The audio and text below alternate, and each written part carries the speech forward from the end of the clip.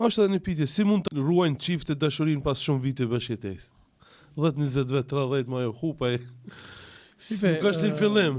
Suno, shiqir që e përmende se dashnalon ndoshta nga pjesët më të rëndësishme. Po, se pjesa më e madhe e programit ishte për 33. Kanë probleme. Shifrat janë alarmuese. Do të thonë ndarjet janë subhanallahu. Duhet ta di, do të thonë një vajzë që prish familjen e ka hidhur Zotin, nuk prishet familja pse burri i nxjerr çorapët prej kryet venit dhe i fugën mbas derë dhe se ne duroj unë. Po kam pas rast.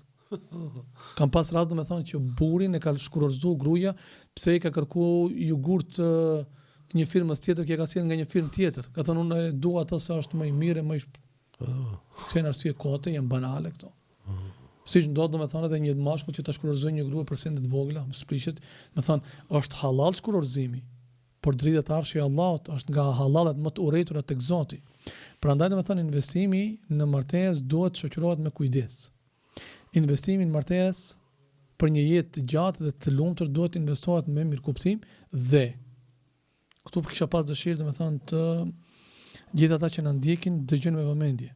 Unë shpesh herë ata që vinë konsultohen dhe bisedojnë që na ndjekin, do ta shohin këtë program e din shumë mirë një fjalë që ju kam thënë. Bëhu egoist. Egoist. Vret pak keq kjo, po. Si egoist, feja nuk na mëson neve të jemi egoist. Po, mirë po ka një gjë ka.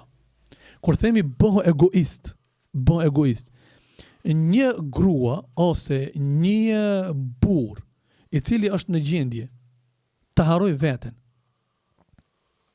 Një grua që është në gjendje të bëhet robrejesh për burrin. Një grua që është në gjendje të bëhet çmos për burrin, duke harru Zotin dhe duke harru veten.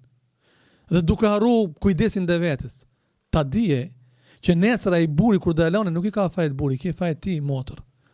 Nesër kur një grua do të largohet nga burri, ta dije edhe ai burri se fajti ka pas ai. Pse i ka pas ai? Sepse ki e ka harru veten duke u marrë me ato. E tash çfarë nën kupton me fjalën egoizëm? Egoizëm kuptimin e saj, një njeri që është në gjendje të bëjë çdo gjë për dikë tjetër duke harruar veten, nuk do të arrijë dashurinë e tjetrit. A din ti ndonjë rast për të përmend këtu se një person ka qenë në gjendje që përmendë më vdesë për dikën dhe ka fituar dashurinë e dikujt? Kështu rast nuk kam dëgjuar. Por kemi dëgjuar rast çfarë zboni dhe në fund përsëri ja kthej shpinën. Jo, në moment që ti ja kthen shpinën vetes tënde, motër dhe vëlla, duke e harruar shëndetin tënd, duke e prish rahatin dhe gjumin tënd, duke net pa gjumë duke vajtu për dikant, duke mos u kujdes për fizikun tënd, duke mos u kujdes për veshjen tënde, kam harruar veten, nuk kam blet diçka për vete, tu blet për burrin ose tu interesu për gruan.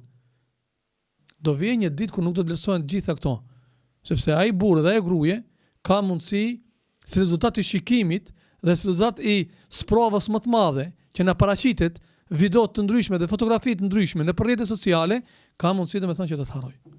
Prandaj, kujdesi ndaj vetes, investimi tek vetja, investimi një gruaje tek fëmijët.